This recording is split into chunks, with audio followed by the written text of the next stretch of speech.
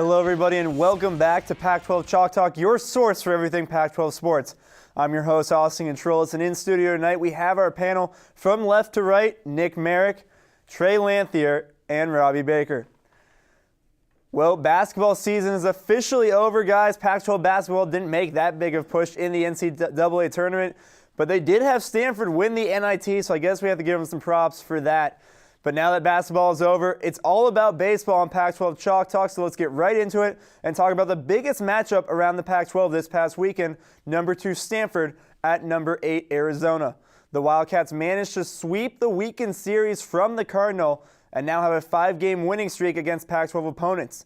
Nick, these games were pretty tight. In your opinion, what was the best inning in this series for both teams? Well, honestly, Austin, there really wasn't one good inning that stood out that was well for both Stanford and Arizona. But looking at it, on game 1 is where I found both my best innings. I had to give, obviously, the 9th inning to Arizona after coming down 3 runs, heading into that final inning, putting up the runs they needed to get that one. And it was with Mark Appel, the ace for Stanford, on the mound. He ended up beating one guy, walking another one, and just played poor on the mound to close off that game in the 9th inning.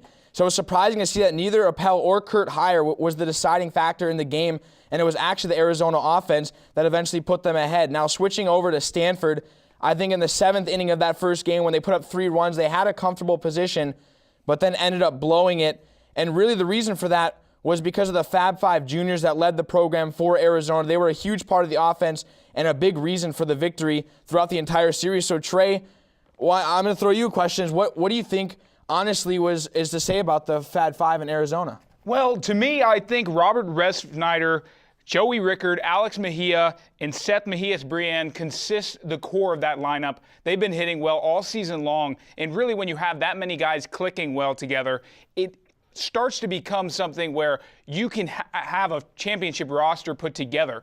And with a guy on the mound like Kurt Heyer, who's the 5th in that Fab Five, pitching the way he did, especially in that series, Nick, I think you have a chance at the championship. So, Robbie, looking ahead into Omaha, do you think if you had to put money on it, would you pick Arizona to go? Well, Trey, I don't have a lot of money in my pocket. I am only a poor college student. But with that being said, if I had to put money on U of A with the little money I have, I'd put $20 on them. And the reason I say that is because U of A is a very good baseball team. They have 5 players that bat above 300 in their lineup. They also have the Stephen Matthey and then Kurt Meyer is a good 1-2 pitching punch at the top of that rotation. I think U of A is a good baseball team going into the postseason.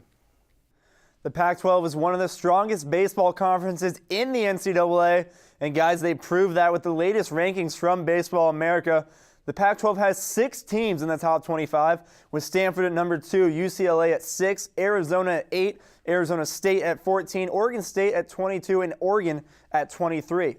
Trey, which of these teams are you most surprised by, and which team do you think will finish this season the strongest? Well, I'm most surprised by ASU, who took a drop after going 1-4 in their last 5 games. That's no way to go, especially when you're considered the pinnacle of this baseball landscape in the NCAA. You can't be doing that at this point, especially without the motivation. You want to keep it up. You want to appeal to recruits for next year.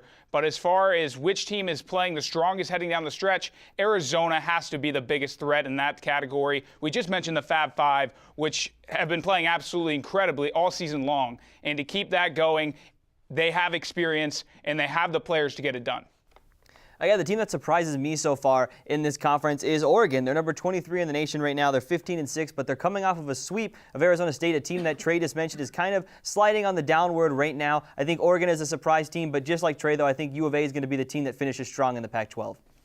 Well, I guess we're all going with a couple different teams because the one that surprised me most has to actually be UCLA. I can make an argument for all the 6 teams that are ranked up there, but the fact that they lost Garrett Cole and Trevor Bauer in the top 3 overall picks in June, then coming in worried about their pitching, how that's going to evolve, and really pitching's been their strong point. If you look at it, Adam Plutko's 4 for 1, 52 strikeouts in 45 innings. Then 2 freshmen step up, go 9 for 1 with a 2.25 ERA, and that's David Berg leading that one out of the bullpen and really just playing good baseball on the pitching side, really going deep in the bullpen. And then finally, the last thing to mention is that the past weeks, we're going to have to look into it because they had easier opponents. Now they're going to have contests against Oregon, Cal State Fullerton, and then on the road against Arizona. So come back and I'll see if my answer's changed. I don't know what more you really need to argue for this next question besides what we just talked about with 6 teams in the top 25, but we'll see what our panel will come up with. And Robbie, we'll start with you. Is the Pac-12 the best conference in the nation? Well, I have been known to be bold at times on this show, and I will be bold here again. And I will argue what we just basically said, Austin, because I think the SEC is actually the best conference in the nation because they, too, have 6 teams in the top 25. 2 of the top 3 teams in that top 25 are SEC teams. They have South Carolina, which is a back-to-back national championship team right now. I think Pac-12 is the second best conference, but right now the SEC is the best conference in college baseball.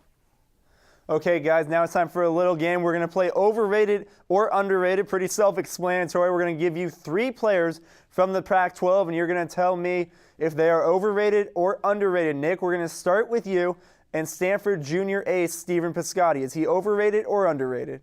I'm going to say underrated. If you look at him, he has 100 at-bats, only 9 strikeouts, so what a fantastic eye for the hot corner. And he leads the team in RBIs with 25 and triples at 2. And I understand that his batting average has dropped considerably from year to year since his freshman year, now 2 years later, now almost down 50 points, but still a career on track for a career best in RBIs, triples, doubles, slugging percentage. And if you look at him, he's going to be one of 2 top picks in the first 2 rounds. So with that consistent lineup that Stanford gives, it's very impressive as well that he's able to shine so much in such a deep offense. And I'm going to have to disagree with you, Nick, only because I think another player in those shoes with that style of caliber offense should be able to put up more numbers than that. He's not hitting with outstanding numbers. His RBIs aren't off the charts. He's only hitting for so much power with an average of 298 on the year. There's no reason right now that he shouldn't be hitting for better stats than he has been already with a lineup as stocked as Stanford's. But here's the thing. They have Kenny Kroger going in the first round, possibly top 10 picks, and his numbers aren't even better than Piscotty. So maybe then if you're going to go that way, maybe all the Stanford offense kind of overrated because they're just a great overall team. And that might be what it comes down to when you really think about it. And I actually say he's about right where he should be right now. He was a first-team Pac-12 selection last year. His 298 batting average right now is a little lower than probably he'd like it to be at, but he does have 25 RBIs in the year, 21 runs scored. So I think he's about right for where he should be right now. Guys, the next player is Oregon State freshman outfielder Michael Conforto. Trey, is he overrated or underrated?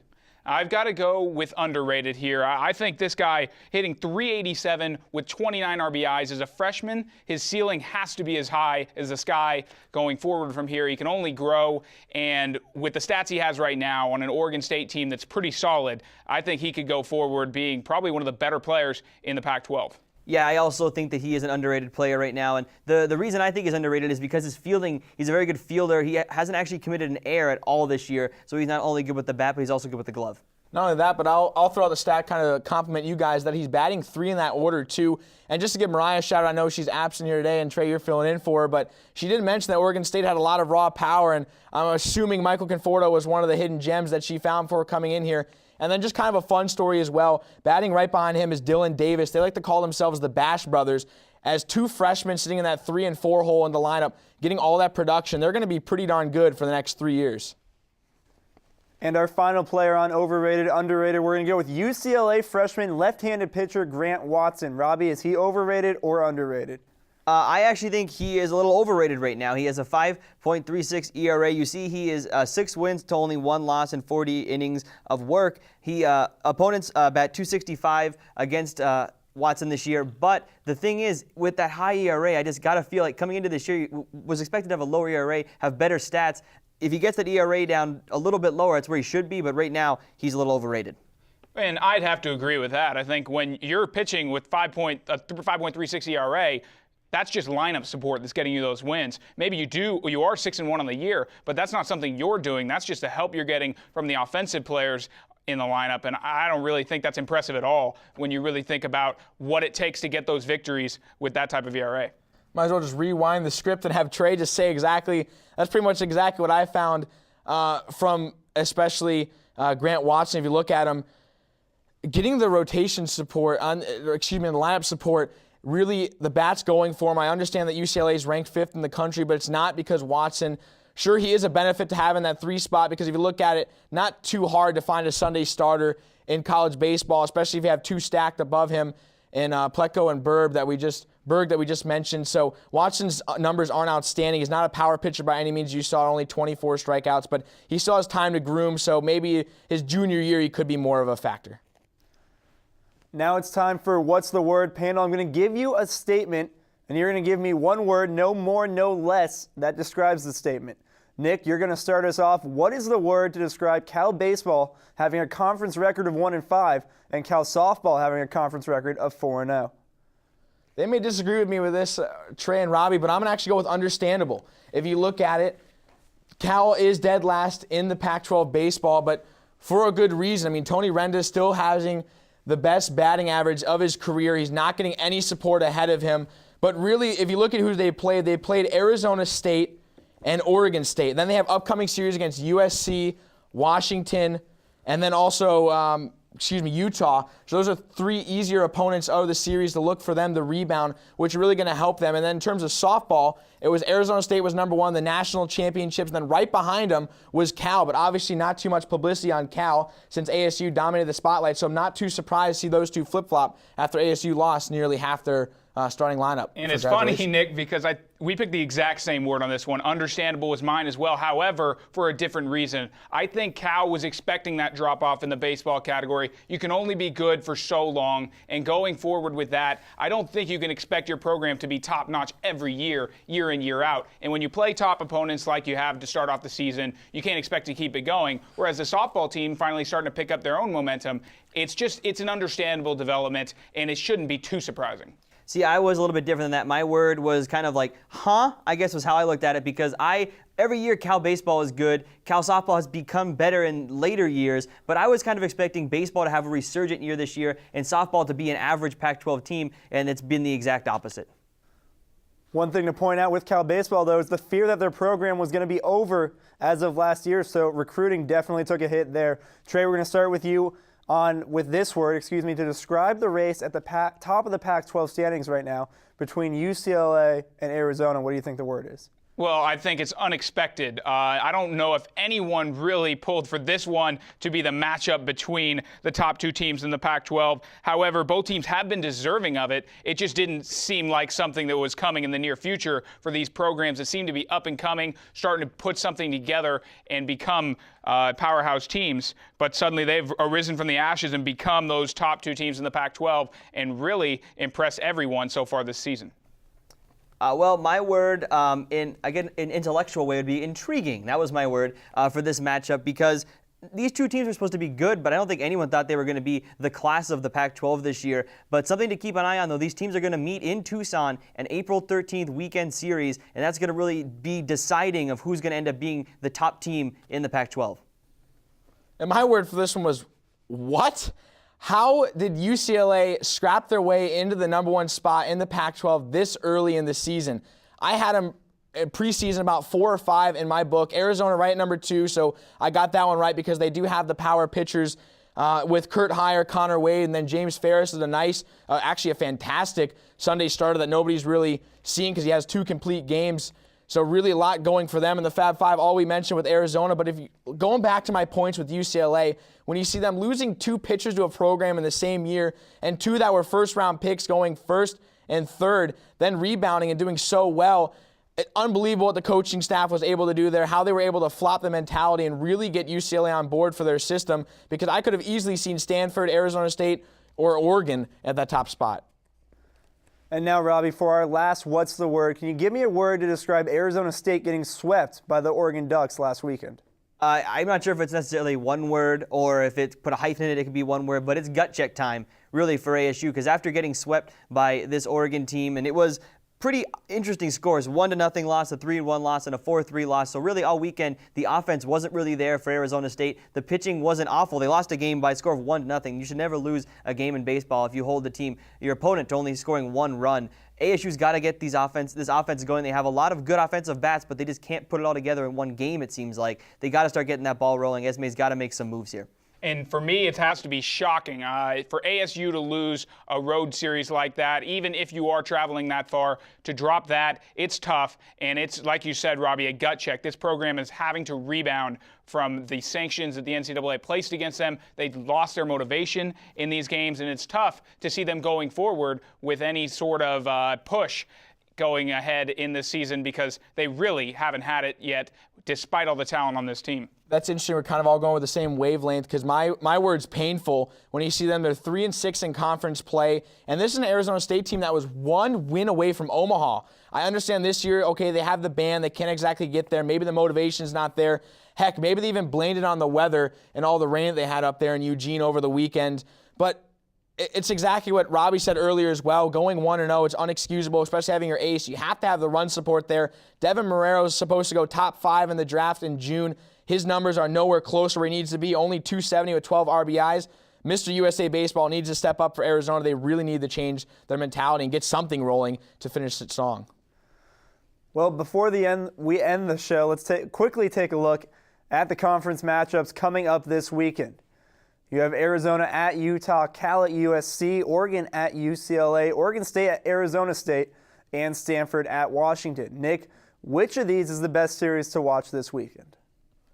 I'm sticking right here in Tempe, and I'm going to go with the Oregon State at Arizona State series just because of everything we've kind of been mentioning throughout the show. There's a couple of spotlight players to look at. Michael Conforto is one of them that we just highlighted, and then we have the whole Arizona State struggles, how they've been usually a typically good home team at Packard Stadium, but they really need to start getting something going. You can't drop game 1, especially when you don't have 3 starting pitchers. This is a team that really, behind Brady Roger, they're kind of throwing the bullpen out there for 4 innings. So they got to find some consistency there, which is why it's going to be a good weekend series to watch. Well, Nick, I'm also looking for a turnaround team, and that's going to be Stanford. Coming off that sweep against Arizona, they were swept rather, they're going to have to look strong against Washington. It's a tough team. I mean, Washington's 16-9 on the year, 9-3 at home. That's no easy feat, no matter how small the Washington program seems in comparison. And Stanford needs to pick up their game if they want to stay in that top 10 and compete for Omaha. I just like Nick, I'm looking forward to the ASU-OSU series